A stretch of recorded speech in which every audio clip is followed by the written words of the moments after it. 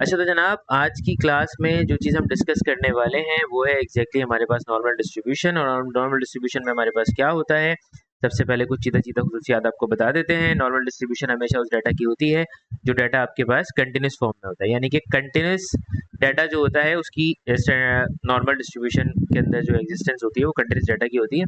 Continuous data से मुराद ये होती है कि आपके पास डिस्क्रीट वैल्यूज नहीं होंगी, यानी कि आपने बायनोमियल और ज्योमेट्रिक जो देखा था उसमें आपके पास डिस्क्रीट डाटा होता था, लेकिन अभी आप जो डिस्कस कर रहे हैं वो कंटिन्यूस डाटा होता है। कंटिन्यूस डाटा के अंदर सबसे इंपॉर्टेंट बात ये होती है कि लेंथ ऑफ लीव्स की बात कर रहे हैं हम। एग्जाम्पल के तौर पे लेंथ ऑफ लीव्स का मतलब है कि एक पेड़ पे बहुत सारे पत्ते लगे हुए, उन पत्तों की लेंथ जो होगी वो डेफिनेटली कोई स्टार्टिंग पॉइंट और कोई एंडिंग पॉइंट, यानी कि मैं सबसे छोटा पत्ता देख लूंगा और सबसे बड़ा पत्ता देख लूंगा और बाकी जितने भी पत्ते होंगे उन सबकी जो लेंथ होगी वो एग्जैक्टली उसके बीच में होगी, क्योंकि पत्ते इतने सारे होंगे तो मैं सबकी लेंथ को कैलकुलेट नहीं कर सकता। तो इसका मतलब ये हुआ कि मैं एक रेंज सेट कर लूंगा कि यार इसके बीच में पत्तों की लेंथ हो सकती है किसी भी दरख्त के ऊपर। तो ये आपके पास एक कंटिन्यूस डाटा होगा। इसी तरीके से height of the students in a class, तो उसमें भी इसी तरीके से करेंगे हम। अगर हमारी क्लास में कोई 80-90 बच्चा बैठा हुआ है तो मैं सबकी हाइट अलग अलग मेजर नहीं कर सकता। मैं वहाँ पे ये करूँगा कि सबसे छोटे बच्चे की हाइट मेजर कर लूँगा, सबसे बड़े बच्चे की हाइट मेजर कर लूँगा और एक रेंज सेट कर लूँगा कि तमाम बच्चों की हाइट इसके बीच में एग्जिस्ट कर रही होगी। तो ये कंटिन्यूस डाटा होता है। फिर दूसरी इंपॉर्टेंट बात ये होती है कि आपका डाटा जो होता है वो हमेशा सिमेट्रिकल होता है। सिमेट्रिकल का मतलब ये होता है कि आपके पास जो भी डिस्ट्रीब्यूशन होती है वो बराबर से ब्रेक हुई भी होती है, यानी कि आधी वैल्यूज इधर होती हैं आधी वैल्यूज इधर होती हैं। फॉर एग्जाम्पल इसको समझाने का मकसद ये कि क्लास में अगर 70 बच्चे हैं तो 45 लड़कियां हैं, 35 लड़कियां हैं, 35 जो है लड़के हैं। उन सब की हाइट जो है वो एक रेंज के बीच में है। तो आधी जो हाइट्स होंगी वो मेरी लेफ्ट साइड पे होंगी, आधी जो हाइट्स होंगी वो मेरी राइट साइड पे होंगी, यानी कि कोई एक सेंटर पॉइंट यानी कि सेंटर उसका मीन होगा जिससे आधा डाटा आगे की तरफ और आधा डाटा पीछे की तरफ एग्जिस्ट कर रहा होगा। ठीक है, इंपॉर्टेंट बात। तीसरी सबसे इंपॉर्टेंट बात ये होती है कि भाई आप जब भी बात करते हैं इसके अंदर एन जो होता है आपका वो हमेशा सबसे बड़ा होता है। एन इज़ वेरी लार्ज, जिसकी वजह से आप मतलब नॉर्मल डिस्ट्रीब्यूशन की तरफ जाते हैं। अगर एन स्मॉल हो, क्योंकि जब आपको याद होगा कि हम जब बाइनोमियल या ज्योमेट्रिक डिस्कस करते थे तो हमारा सैम्पल साइज काफ़ी छोटा होता था।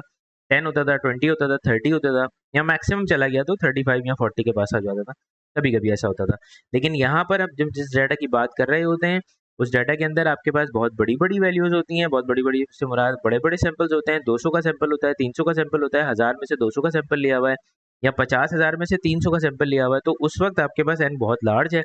तो उस केस के अंदर आप ये करते हैं कि आप नॉर्मल डिस्ट्रीब्यूशन से प्रोबेबिलिटीज़ को कैलकुलेट करते हैं। तीसरी इंपॉर्टेंट बात। चौथी इंपॉर्टेंट बात ये कि whenever they are talking about a area under the graph, तो उसका मतलब हमेशा प्रोबेबिलिटी होता है या प्रोबेबिलिटी का मतलब एरिया अंडर द ग्राफ होता है। दोनों बातें एक ही हैं। यानी कि वो जब भी आपसे नॉर्मल प्रोबेबिलिटीज मांग रहा है इसका मतलब वो एरिया अंडर द ग्राफ जानना चाहता है, या फिर अगर वो आपको एरिया अंडर द ग्राफ पूछ रहा है तो इसका मतलब वो प्रोबेबिलिटी जानना चाहता है। ठीक है, ये सारी बातें स्टार्टिंग पॉइंट्स होते हैं इसके, जो मैंने आपको अभी बता दिए। उसके बाद अगली इंपॉर्टेंट चीज़ ये होती है कि आपका एरिया अंडर द ग्राफ किसी भी पोर्शंस के बीच में हो सकता है। कंप्लीट एरिया जो होता है इसका वो 1 के बराबर होता है, क्योंकि 50% जैसे मैंने बताया था कि डाटा जो है आपके पास सिमेट्रिकल है, तो इसका मतलब 0.5 एरिया इस वाले पोर्शन का होगा, 0.5 एरिया इस वाले पोर्शन का होगा, और टोटल एरिया जब मिलेगा तो वो एक्जैक्टली आपके पास 1 के बराबर हो जाएगा। ठीक है, टोटल प्रोबेबिलिटी का सम हमारे पास 1 होता है। तो उस केस से अगर हम इस चीज़ को समझते हैं तो हमें ये बात पता चल गई कि इसके अंदर ये चीज़ा चीज़ा खसूसियात हैं जिसको हमें डिस्कस करना है। अब आगे देख लेते हैं हम कि हम जो कल डिस्कस कर रहे थे जिस वक्त हमारी क्लास पूरी कंटिन्यू नहीं हो पाई थी, जो मेरे आईपैड का प्रॉब्लम हो गया था, लेकिन उसको हम अभी डिस्कस कर लेते हैं भाई कि हमारे पास क्या चीज़ थी जो हम डिस्कस कर रहे थे। अच्छा, हम जो डिस्कस कर रहे थे वो डिस्कस कर रहे थे कि how to check the values on the normal distribution table. Normal distribution table पे वैल्यूज किस तरह से देखी जाती है। तो नॉर्मल डिस्ट्रीब्यूशन पे वैल्यूज इस तरह से देखी जाती है मेरे भाई कि अगर आपके पास लिखा हुआ है 0.435, तो 1 डेसिमल प्लेस यानी कि पहला डेसिमल प्लेस जो होता है वो आपके पास एग्जैक्टली इस जगह पे आ रहा होता है। 1 डेसिमल प्लेस की वैल्यू आप कॉलम में देखते हैं, और उसके बाद होता है आपके पास second decimal place. Second decimal place जो होता है वो आपके पास रॉ में चेक किया जाता है। इस वाली रॉ के अंदर आप सेकंड डेसिमल प्लेस की वैल्यूज को देखते हैं, और ये होता है आपका थर्ड डेसिमल प्लेस जिसे आप मेन डिफरेंस भी कहते हैं। ठीक है, ये वैल्यू आपको यहाँ से पिक करके उठा के ऐड करनी होती है। अच्छा, अब हमारा सवाल ये था कि हम एक कोई प्रोबेबिलिटी देख लेते हैं कि वहाँ पे किस तरह से प्रोबेबिलिटी कैलकुलेट की जा रही है। जैसे फॉर एग्जांपल अभी एक क्वेश्चन मेरे पास दिया हुआ है, इसमें लिखा हुआ है 0.435। तो 0.435 की मुझे अगर प्रोबेबिलिटी कैलकुलेट करनी है तो उसका तरीकाकार जो होगा वो बहुत सिंपल सा है। उसका तरीकाकार ये होगा कि मैं सबसे पहले चेक करूँगा कि 0.4 के ऊपर एग्जैक्टली क्या वैल्यू आ रही है, और 0.4 रॉ नंबर कॉलम नंबर 3, तो 0.4 मेरा ये रहा, और उसके सामने कॉलम नंबर 3 पे ये वैल्यू मुझे मिल रही है जो कि एग्जैक्टली मेरे पास है 0.666664। ठीक है, अब इस वैल्यू को मैं पिक कर लेता हूँ यहाँ पे। यहाँ मैंने लिख दिया 0.6664, ये मेरी प्रोबेबिलिटी हो गई। अब चौथा कॉलम जो यानी कि चौथी वैल्यू जो दी हुई है आपके पास डेसिमल में तीसरी वैल्यू, तो वो आपके पास मीन डिफरेंस होता है, और मीन डिफरेंस उसी में देखा जाता है कि 5 पे मीन डिफरेंस क्या आ रहा है। तो मेरी प्रोबेबिलिटी यहाँ पर थी, इसके साथ मैं इसी में देखूंगा कि मीन डिफरेंस 5वें नंबर पे मेरे पास क्या आ रहा है, 18 आ रहा है। तो ये मीन डिफरेंस जो होता है वो आप अपनी वैल्यू के अंदर जो भी प्रोबेबिलिटी आप निकालते हैं उसमें इस जगह पर आप उसको ऐड ऑन कर देते हैं, और उसके बाद अपनी टोटल प्रोबेबिलिटी कैलकुलेट कर लेते हैं। लाइक 8 + 4 आपके पास हो जाएगा 12, 6 + 1 7, 8, 6 0.6682 हो जाएगा। ठीक है, क्लियर हो गई बात। इस तरह से प्रोबेबिलिटीज कैलकुलेट की जाती है, सही है। अच्छा, अब इसके बाद अगली चीज क्या है कि अब हमें आगे के सवालात को देखना है कि हमारे पास कौन कौन सी चीजें किस किस तरह से एग्जैक्टली एग्जिस्ट कर रही हैं जिसके अंदर हम उन प्रोबेबिलिटीज को कैलकुलेट करेंगे। ठीक है, तो अब ले लेते हैं कोई एक पर्टिकुलर सा, मेरे ख्याल से छोटा सा एक क्वेश्चन ले लेते हैं, और उस क्वेश्चन को देख लेते हैं कि हमें उसमें किस तरह से प्रोबेबिलिटी कैलकुलेट करनी है। जैसे फॉर एग्जाम्पल हमारे पास एक क्वेश्चन है, इसमें लिखा हुआ है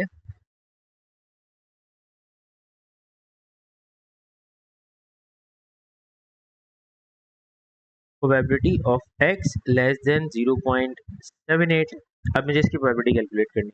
तो 0.78 का मतलब बेटा क्या होगा, वो समझने वाली बात है। सबसे इंपॉर्टेंट देखो बच्चे, 0.78 का मतलब ये होगा इस वक्त यहाँ पे कि आपके पास यहाँ पर एक सिमेट्रिकल शेप मौजूद है नॉर्मल का, उसके अंदर 0.78 जो है वो एग्जैक्टली आपके पास इस जगह पे कहीं एग्जिस्ट कर रहा होगा, क्योंकि बीच में जो है वो अगर देखा जाए तो मीन के हिसाब की वैल्यू से बीच में 0.5 होगा, और उसके आगे बाकी तमाम वैल्यूज होंगी। तो ये आपके पास एग्जैक्टली 0.78 जो है वो यहाँ पे कहीं आ रहा होगा। तो मैंने इसको लिख दिया कि भाई ये जो है मेरा 0.78 है।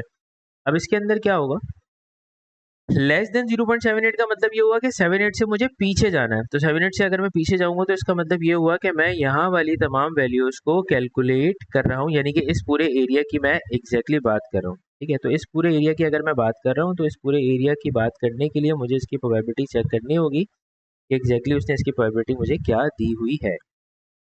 तो x लेस देन 0.78, उसके लिए मैं देखूंगा 0.7 का कॉलम, और उस 0.7 के कॉलम के साथ मैं देखूंगा 8 पे क्या वैल्यू आ रही है। तो बेटा देखो 0.7 आपका ये रहा, एग्जैक्टली इस जगह पर है, और इसके सामने 8 के कॉलम पे वैल्यू जो आपको दी हुई है 0.7 के सामने 8, वो ये वाली वैल्यू दी हुई है, यानी कि 0.7823। तो इसकी प्रोबेबिलिटी आ रही है 0.782। सही है, तो ये इस पूरे पोर्शन का यानी कि लेफ्ट साइड वाले पूरे पोर्शन का एरिया कंसिडर किया जाएगा। सेम उसी तरीके से अगर मैं एक और क्वेश्चन ले लूँ जिसमें लिखा हुआ हो वैल्यू के बारे में कि भाई जनाब ये आपके पास है probability of x greater than 0.27। ठीक है, तो 0.27 के लिए मैं क्या करूँगा, मैं अपने डाटा को कैलकुलेट करूँगा और यहाँ पे आपको बताई जाएगी वैल्यू। अच्छा, अब बात ये है, अब जो मज़ेदार बात है वो ये है कि देखो बच्चे, ये आपको हमेशा एरिया जो दे रहा होता है वो, जैसे मैंने शुरू में बताया नहीं, मैं बता देता हूँ एक दफ़ा कि जब भी आप नॉर्मल डिस्ट्रीब्यूशन के ऊपर यानी कि नॉर्मल प्रोबेबिलिटी की वैल्यूज को देखते हो तो यहाँ पे जो भी वैल्यू आप देख रहे हो वो आपको हमेशा लेफ्ट साइड वाला एरिया देता है। ठीक है, तो इसका मतलब ये हुआ कि अगर फॉर एग्जांपल 0.27 की बात की जा रही है तो 0.27 का मतलब ये हुआ कि यहाँ से 0.27 यहाँ पे कहीं एग्जैक्टली आ रहा होगा, अगर देखा जाए उसूलन तो 0.27 हाँ, ये इस तरफ आ रहा होगा 0.27, इस सेंटर में 0.5 क्रॉस कर जाता है, तो 0.27 यहाँ पे कहीं आ रहा होगा। अब मुझे एरिया चाहिए उससे बड़ा, तो उससे बड़े एरिया का मतलब हुआ कि मुझे जो एरिया चाहिए एग्जैक्टली वो कौन सा वाला है, वो है सारा का सारा ये वाला, इस जगह पे। ठीक है, अब इस जगह पे अगर मुझे एरिया चाहिए तो जब मैं इस पर देखूंगा, मतलब अपने चार्ट पर देखूंगा, तो वो जो वैल्यू मुझे देगा वो एग्जैक्टली देगा मुझे लेफ्ट साइड वाली वैल्यू, जो कि मेरा अनशेडेड पोर्शन है। अब मैं उससे राइट साइड पे कैसे जाऊंगा वो मैं आपको समझा देता हूँ। देखो बेटा, वो मुझे देगा लेफ्ट साइड वाली वैल्यू, और लेफ्ट साइड वाली वैल्यू के लिए 0.2 पे 7 देखना है मुझे, 0.2 ये रहा, उसके सामने 7 के ऊपर ये वैल्यू आ रही है जो कि बराबर है 0.6064 के। तो ये एग्जैक्टली एरिया यहाँ का जो है वो 0.6064 है। जैसा मैं आपको बता चुका हूँ एक बात कि बेटा पूरा जो शेप है उसका जो एरिया होता है वो एग्जैक्टली 1 के बराबर होता है। तो अगर आपको ये वाला एरिया इस तरफ का जो है वो एग्जैक्टली प्रोबेबिलिटी आपको मिल गई है, तो अगर आपको ये वाले पोर्शन का एरिया चाहिए तो कोई उसमें रॉकेट साइंस नहीं है। आपने सिर्फ एक छोटा सा काम ये करना है कि आपने उसे 1 से माइनस कर देना है, 0.6064। तो हमारे पास क्या आंसर आ रहा है?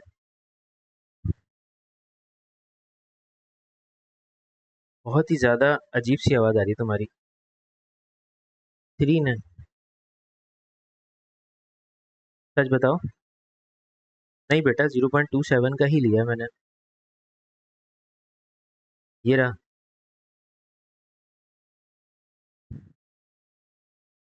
आई अंजला, 47 का तो मैंने पहले लिया था। यहाँ पे एक वैल्यू दिखा रहा था 435 की, तो उस वक्त लिया था।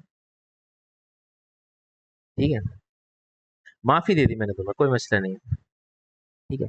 अच्छा, अब सवाल ये पैदा होता है कि अब आपके पास अगर प्रोबेबिलिटी कैलकुलेट करनी है तो कैलकुलेट करने के लिए फॉर एग्जांपल अब जो क्वेश्चन आपके पास आया है कुछ इस तरीके का है कि probability of 0.23 less than x less than 0.92। सही है। अब आपको इस पूरे पर्टिकुलर चीज़ की प्रोबेबिलिटी निकालनी है, तो इसमें एक बड़ा सिंपल सा रूल फॉलो हो रहा होता है। वैसे उस रूल को फॉलो ना भी करो, तुम ये अगर एरिया से बात समझ गए हो तो बहुत अच्छी बात है। रूल्स बिला वजह याद करके अपनी टेंशन ना बढ़ाओ। और इसमें अब तुम देखो कि तुम्हें कौन सा एरिया चाहिए, तो तुम इसके अपनी सिमेट्रिकल शेप बनाओ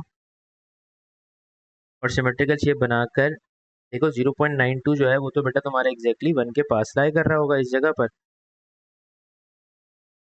कोई ऐसा पॉइंट होगा 0.92, और दूसरा जो पॉइंट है 0.23 का वो कहीं तुम्हारे पास यहाँ पे इस जगह पे लाई कर रहा होगा 0.23 का।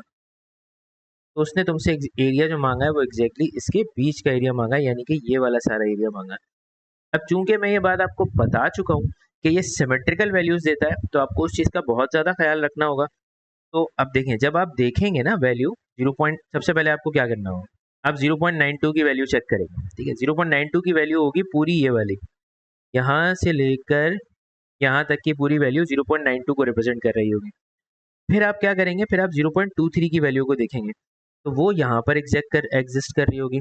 तो 0.23 की वैल्यू जब देखेंगे तो वो लेफ्ट साइड पे, 0.92 की वैल्यू भी लेफ्ट साइड पे। तो आपके पास ये जो बड़ा एरिया होगा ये पूरा 0.92 की जो वैल्यू है उसमें से आप ये छोटी वाली वैल्यू को माइनस कर देंगे। थोड़ा सा कंफ्यूजिंग है, कंफ्यूजन क्रिएट हो रही होगी तो मैं समझा देता हूँ। देखो 0.92, 0.9 पे 2 वो एग्जैक्टली है ये वाला। सही है, तो ये आ रहा है 0.8212। तो यानी कि इसका मतलब वो यहाँ से लेकर इस एंडिंग पॉइंट से लेकर यहाँ तक की जो प्रोबेबिलिटी है आपके पास वो आ रही है 0.8212। क्या? क्यों भाई? बीच में इसके होता है मेरे भाई 0.5। ठीक है, और यहाँ तक आके वो 1 हो जाता है। सही है, और 0.23, अच्छा मैं नेगेटिव की वैल्यूज को कंसिडर नहीं कर रहा है इस वक्त, मैं सिर्फ टोटल एरिया की बात कर रहा हूँ। तो 0.23 अगर आप इसको जीरो ले रहे हैं, फॉर एग्जाम्पल अगर आप इसको जीरो ले रहे हैं, ठीक है, मैं समझा देता हूँ, आपका कॉन्सेप्ट मैं आपको क्लियर कर देता हूँ। अगर लेट सपोज आप जीरो ले रहे हैं इसको, ठीक है, तो आप इसको कंसिडर करते हैं पॉजिटिव वैल्यूज को और ये आपकी हो जाती है नेगेटिव वैल्यूज। अच्छा, मैं पूरे एरिया को इस तरह से ले रहा हूँ 1 के बराबर, तो 0.23 मैंने यहाँ लगा लिया, 0.92 मैंने यहाँ लगा लिया अपनी आसानी के लिए। लेकिन जो लोग इसको इस तरह से एक्सप्लेन करते हैं, मैं एक्सप्लेन कर देता हूँ कि भाई जो लोग इसको इस तरह से बताते हैं कि आपके पास सेंटर में एग्जैक्टली जीरो आ रहा है और इस तरफ की जो वैल्यूज हैं आपकी सारी की सारी, मैं बेसिकली इस वैल्यू को एज अ प्रोबेबिलिटी कंसीडर करते हुए वैल्यू निकाल रहा हूँ, इसलिए शायद आपको ऐसा लगा हो। 0.23 उसके हिसाब से यहाँ आना चाहिए 0.23, और 0.9 जो होना चाहिए वो यहाँ पे कहीं होना चाहिए 0.92। तो वो इस एरिया की बात कर रहे होंगे और यहाँ पे वो कंसिडर करते हैं कि यहाँ पे नेगेटिव वैल्यूज़ हैं और यहाँ पे पॉजिटिव वैल्यूज। ठीक है, तो नेगेटिव वैल्यूज जो है वो भी इसी तरह की आती हैं और मैंने जो सुलन देखा जाए तो वो अपने हिसाब से बनाया है अंडरस्टैंडिंग के लिए, लेकिन ओरिजिनल एग्जाम ये वाला होता है। ठीक है, सिमेट्रिकल कर्व ये वाला है कि सेंटर में जीरो एग्जिस्ट करता है। अच्छा, तो अब ये देख लेते हैं कि भाई यहाँ से यहाँ तक की प्रोबेबिलिटी हमने निकाल ली और दूसरी वाली जो है 0.23 की वो प्रोबेबिलिटी अगर मैं देखूँ तो वो ये वाली होगी। तो यहाँ से लेकर यहाँ तक की जो प्रोबेबिलिटी मुझे मिली है वो है 0.5910। तो अब मैं क्या करूँगा, टोटल प्रोबेबिलिटी निकालने के लिए जो मेरी रिक्वायरमेंट प्रोबेबिलिटी है उसको निकालने के लिए मैं ये करूँगा कि 0.8212 में से माइनस कर दूंगा 0.5910।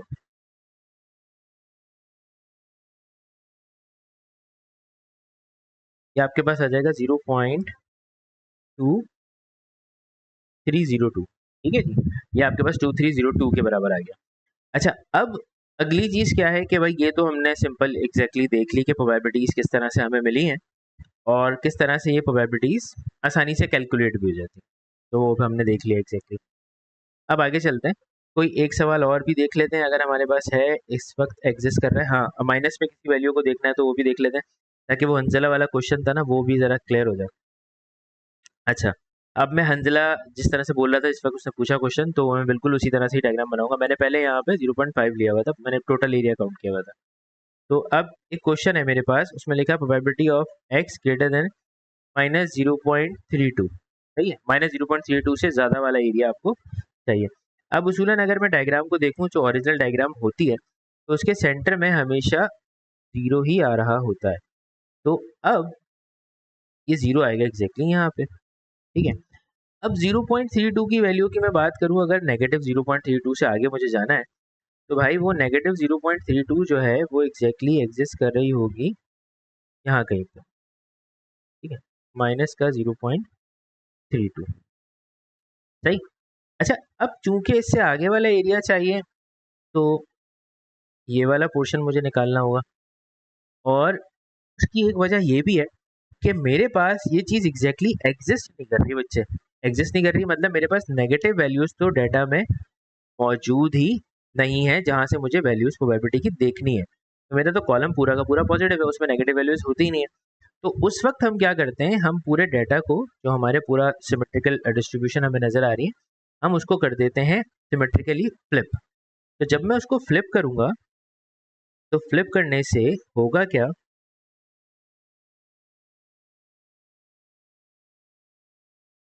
ये आ गया 0। ठीक है, और यहाँ से आपकी जो वैल्यू है वो जब फ्लिप होगी यानी कि ये -3.2 तो इस तरह से फ्लिप हो जाएगा। फ्लिप होने से ये यहाँ पर आ जाएगा और ये बन जाएगा 0.32। तो अब आप देखो ये डाटा जो है वो सिमेट्रिकल वे के अंदर पूरा का पूरा डाटा जो है वो एग्जैक्टली यहाँ पे क्या हो गया बेटे, फ्लिप हो गया। ठीक है, तो अब मैं पॉजिटिव वाली की वैल्यू देख लूंगा और पॉजिटिव वाली की जो वैल्यू है वही मुझे एग्जैक्टली बता रही होगी कि क्या होगा। तो मैंने क्या किया, probability of x greater than -0.32 के लिए मैं पॉजिटिव वैल्यू चेक करूंगा 0.32 और वही मुझे बताएगी कि लेफ्ट साइड की क्या वैल्यू होने वाली है। तो मैंने यहाँ पे किया 0.3 और उसके सामने किया 2, तो ये वैल्यू यहाँ से यहाँ पे आ गई। तो ये मेरे पास आ रही है एग्जैक्टली 0.6255। ठीक है जनाब, ये वैल्यू मैंने यहाँ से फिगर आउट कर ली। क्लियर है। अब क्या करना है हमें कि एक दो सवाल और इसके मैं दिखा देता हूँ आपको, रेंज वाले तो बल्कि वो तो हमने बता ही दिया आपको। एक नेगेटिव में रेंज वाला भी देख लेते हैं ना, नेगेटिव में अगर रेंज वाला क्वेश्चन आ रहा है तो कैसे होगा। हम्म, हम्म, हम्म। और अगर लेस देन वाला क्वेश्चन आएगा तो वो कैसे होगा।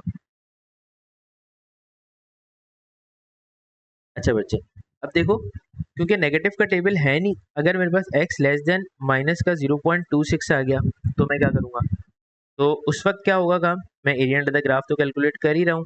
तो मैं यहाँ से इसको यूँ बनाऊंगा और ये लिखूंगा यहाँ पे 0 और 0.26 नेगेटिव वाला है तो वो नेगेटिव वाला एग्जैक्टली मेरे पास आ रहा होगा इस जगह पे। तो माइनस का 0.26 और मैं इस पोर्शन को कैलकुलेट करना चाह रहा हूँ।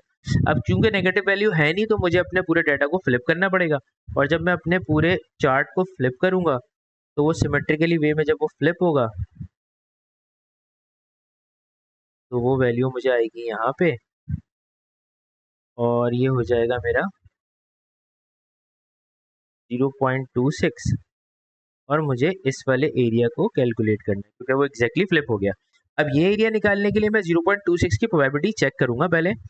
जब मैं उस प्रोबेबिलिटी को देख लूंगा 0.2 पे 6 तो बेटा ये 0.2 पे 6 जो होगा वो एग्जैक्टली आएगा इस तरफ। क्या आ रहा है 0.2 पे 6?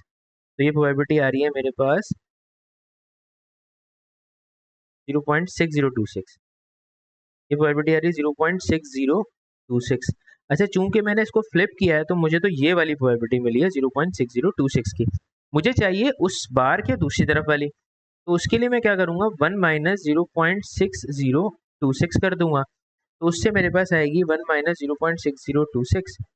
इसको माइनस करूंगा तो ये हो जाएगा मेरे पास 0.3974। 0.3974 आ जाएगा। तो ये मेरे पास एग्जैक्टली इस पूरे टर्म की 0.3974 इस पूरी टर्म की हो जाएगी प्रोबेबिलिटी। क्लियर हो गई बात यहाँ तक? यहाँ तक बात समझ में आ गई? यहाँ तक कोई मसला नहीं है किसी को भी? हाँ बोले, 2 और 3, चारों पांचों।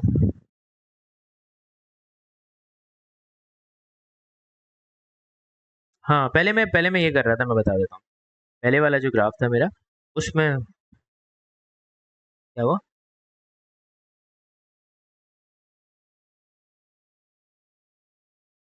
हाँ, -1 से नहीं, माइनस, ये जो होता है ग्राफ, मैं आपको बता देता हूँ, -1 से +1 नहीं होता। ये सिमेट्रिकल जो ग्राफ होता है ना, इसको अगर आप देखें तो ये 0 है यहाँ पे, और ये होता है आपके पास एग्जैक्टली 2.99 मतलब 3, और ये होता है -2.99। सही है? तो +3 से -3।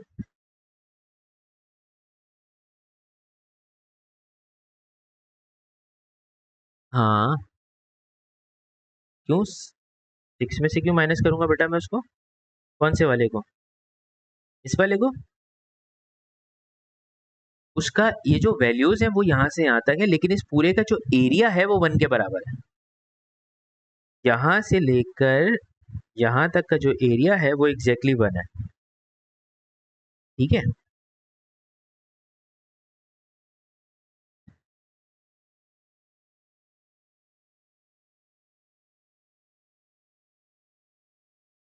हाँ, तुम एक मेरी बात सुनो, मैं हाँ, वो इनइक्वालिटी को छोड़ दो, तुम उसको छोड़ दो, मैं तुम्हें आसान तरीके बताता हूँ। तुम सबसे पहले जो भी तुम्हारी रिक्वायरमेंट है उसकी डायग्राम बनाई नेगेटिव वैल्यू में, और नेगेटिव वैल्यू का ग्राफ एग्जिस्ट कर ही नहीं रहा, तो तुम उस डायग्राम को एग्जैक्टली सिमेट्रिकल फ्लिप कर दो। जब तुम एग्जैक्टली सिमेट्रिकल फ्लिप करोगे तो ये बात हमेशा याद रखना कि नेगेटिव वाला पॉजिटिव में कन्वर्ट हो जाएगा। सही है? इनइक्वालिटी को छोड़ दो, उसमें क्या लिखा हुआ था, सही है, उसको कभी कंसिडर नहीं करना, वरना उसमें तुम्हें 1 माइनस करके 1 प्लस करके ये सारे सारे मंजन लगाने पड़ेंगे उसमें। ठीक है? तो ये वाला तरीका ऐसे याद कर लो।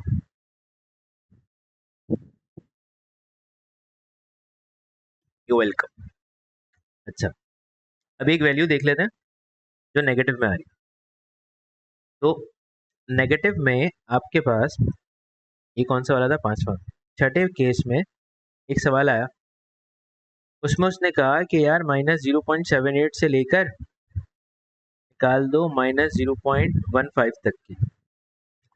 ओए होए होए होए, क्या बात है, क्या बात है, सुभान अल्लाह। तो अब हमारी रिक्वायरमेंट के हिसाब से जो होना चाहिए वो ये होना चाहिए कि पहले हम यूँ करके डायग्राम बनाते हैं अपनी सिमेट्रिकल। डायग्राम बना लें पहले, उसके बाद फिर देखेंगे क्या करना है। बीच में आ रहा है 0। अच्छा, उसूलन देखा जाए तो यहाँ पर इस जगह पे ये वैल्यू जो होगी मेरे पास होनी चाहिए, हाँ, ये होनी चाहिए 0.15 की माइनस में, और ये वैल्यू जो होनी चाहिए ये होनी चाहिए -0.78। तो मुझे एग्जैक्टली ये वाला एरिया चाहिए। अब नेगेटिव की वैल्यू फिर मैंने बताई वही वाली बात, नेगेटिव की वैल्यू एग्जिस्ट नहीं करेगी, तो we will flip the graph. Symmetrical हम ग्राफ को फ्लिप कर देते हैं। तो जब हम ग्राफ को सिमेट्रिकल फ्लिप कर देते हैं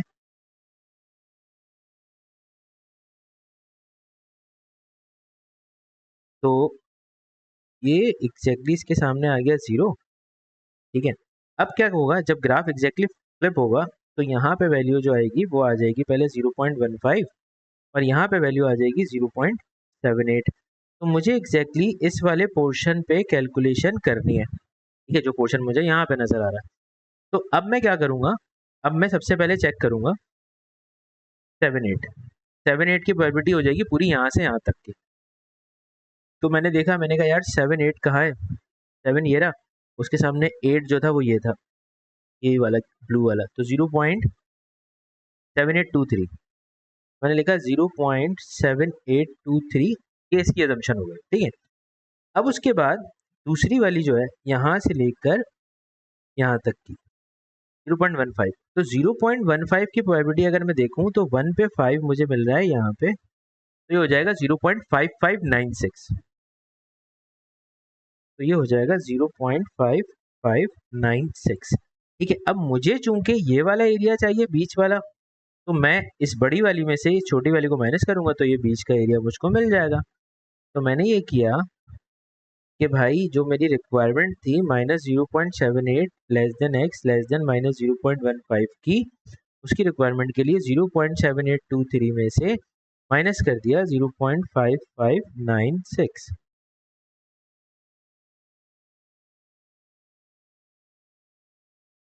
तो ये आ गया मेरे पास 0.222 3 दफा 2 और 7। तो जनाब ये हो गई मेरी प्रोबेबिलिटी। तो हमने सिंपल सीधा सीधा प्रोबेबिलिटीज हमने सारी की सारी यहाँ पे कैलकुलेट कर ली, यानी कि इस तरह से प्रोबेबिलिटी यहाँ पर कैलकुलेट होती है। अब सवाल ये आता है कि भाई इस प्रोबेबिलिटी को कैलकुलेट करने के बाद अगला पड़ाव क्या है। यार देखो, अगला पड़ाव जो है वो ये है कि आप हर वैल्यू को अपनी जो भी आपके पास वैल्यू होगी नॉर्मली कैलकुलेट हुई हुई, यानी कि सवाल एग्जामिनर आपको कैसा देगा, वो आपको ऐसा दे सकता है कि आपको किसी भी सवाल के अंदर वो आपको बोलेगा, मैं बोल के दिखा देता हूँ, x follows a normal distribution with a mean of 30 and with a variance of 20 per square, सही। तो 5 per square। Now work out the probability of x greater than 2 या x greater than 2 भी नहीं करें इसको, x greater than 50 और फिर probability of x less than 20, इसकी प्रोबेबिलिटी निकालनी है। ये दो प्रोबेबिलिटीज हमारे पास क्वेश्चन में दे दी जाती है। तो उसको कन्वर्ट करने का तरीका क्या होता है भाई, कि सबसे पहला काम हम ये करते हैं कि हम जो भी चीज़ कैलकुलेट कर रहे हैं, अभी तो मैं सिर्फ कैलकुलेशन सिखा रहा हूँ, वर्ड प्रॉब्लम के क्वेश्चन को तो अभी मैंने डायरेक्ट किया ही नहीं है, ठीक है ना, एक्सट्रैक्ट किया उसमें से कुछ भी। तो एक्स हमेशा फॉलो कर रहा है नॉर्मल डिस्ट्रीब्यूशन को, तो उसके अंदर हमेशा पहली चीज़ आपके पास मीन होती है और दूसरी चीज़ जो होती है वो आपके पास वेरियंस होती है, ठीक है। अच्छा, एक बात ये हो गई। अच्छा, थोड़ा सा मैं रिकॉल करता हूँ प्रीवियस वाला, कि भाई जब आप बायनोमियल पढ़ते थे तो उस वक्त एक्स फॉलो करता था बायनोमियल प्रोबेबिलिटीज को विद एन एंड पी, सही है, एन और पी के साथ, समझ में आई बात। अच्छा, नॉर्मल में क्या होता है कि मीन और आपके पास वेरिएंस होता है। अब उसूलन देखा जाए तो मीन मेरा जो है इस डाटा का, अगर मैं इस डाटा से आइडेंटिफाई करूं तो मेरा मीन जो है वो एग्जैक्टली 30 है और मेरा वेरिएंस जो है वो है 5 का स्क्वायर यानी कि 25 होगा, ठीक है। और अगर मैं इसका स्टैंडर्ड डेविएशन लेगूँ, स्टैंडर्ड डेविएशन इसका 5 होगा, सही है। हम किसी भी वैल्यू को कन्वर्ट करते हैं तो नॉर्मल के फॉर्मूले को यूज़ करते हैं, और नॉर्मल का फॉर्मूला ये होता है कि भाई अगर आप किसी भी चीज़ को नॉर्मल पे कन्वर्ट कर रहे हैं, नॉर्मल इज एग्जैक्टली जी, उस पर कन्वर्ट करने के लिए आप करते हैं x minus mu divided by sigma, ये एग्जैक्टली नॉर्मल डिस्ट्रीब्यूशन की कन्वर्जन का फॉर्मूला होता है। तो अब अगर मुझे मिसाल के तौर पे इसकी प्रोबेबिलिटी कैलकुलेट करनी है which is x greater than 50, तो इसकी प्रोबेबिलिटी कैलकुलेट करने का तरीकेकार क्या होगा, मेरे पास क्वेश्चन लिखा हुआ है एक्स ग्रेटर देन 50, मैं इस क्वेश्चन को सॉल्व करने के लिए ये करूंगा कि लेफ्ट साइड में भी वही चीज़ माइनस करूंगा, यानी कि एक्स में से म्यू को माइनस करूंगा, डिवाइड कर दूंगा सिग्मा से, और राइट साइड पे भी 50 माइनस म्यू करूंगा और डिवाइड कर दूंगा सिग्मा से, ठीक है। तो बेटा ये वाली जो लेफ्ट साइड पे चीज़ लिखी हुई है ना, ये चंदा मामा, ये जो चीज़ है ना, ये मेरे किसी काम की नहीं है, क्योंकि इसकी जगह कन्वर्जन में आ जाएगा मेरे पास डायरेक्टली जी। तो इधर तो मैंने लिख दिया यहाँ पे जी ग्रेटर देन 50 माइनस म्यू का मतलब ये हो गया कि 50 में से मैं अपना मीन माइनस करूंगा जो कि 30 है और डिवाइड कर दूंगा सिग्मा से जो कि 5 है, ठीक है। तो probability of G greater than 50 minus 30 divide by 5 that is equal to 4। अच्छा, ये मेरे पास इत्तेफाक से 4 आ गया, तो इसकी प्रोबेबिलिटी आपको पता है निकलेगी नहीं, वो 1 ही होगी, क्योंकि वो ग्रेटर देन 4 आ गया तो मैंने बहुत बड़ी वैल्यू ले ली थी। लेकिन 4 से बड़ी अगर प्रोबेबिलिटी की बात करें, वो जितनी आगे जा रही हैं तो वो सारी की सारी आपके पास 1 से बड़ी हो जाएंगी।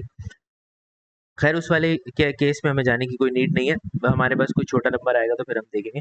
वैसे जो भी आंसर यहाँ पे आता है या जो भी वैल्यू यहाँ पे आती है वो 3 से छोटी होनी चाहिए। तो मैंने एक रैंडम क्वेश्चन लिया था तो इसलिए यहाँ पे ऐसी हो गई। अब दूसरे वाला क्वेश्चन देख लेते हैं, उसमें शायद हमारे साथ सही हो जाए। तो 20 माइनस 30 डिवाइडेड बाय 5, तो 20 माइनस 30 डिवाइडेड बाय 5 करेंगे जब आप, तो -10 डिवाइड बाय 2 और ये हो जाएगा -10 डिवाइड बाय 5 -2 हो जाएगा। तो अब आप -2 की प्रोबेबिलिटी निकालेंगे। तो -2 की प्रोबेबिलिटी निकालने के लिए आपको क्या करना पड़ेगा, then you are interested to calculate z which is less than -2। तो आप अपना चार्ट बनाएंगे। चार्ट जब आप बनाएंगे अपना नॉर्मल डिस्ट्रीब्यूशन का, तो -2 जो है वो यहाँ पे कहीं आ रहा होगा इस तरफ लेफ्ट साइड के ऊपर -2, और इससे छोटी वैल्यूज आपको चाहिए सारी। तो ये एग्जैक्टली नेगेटिव वैल्यू है तो वो तो एग्जिस्ट करेंगे नहीं, आपको अल्टीमेट अपने ग्राफ को फ्लिप करना पड़ेगा।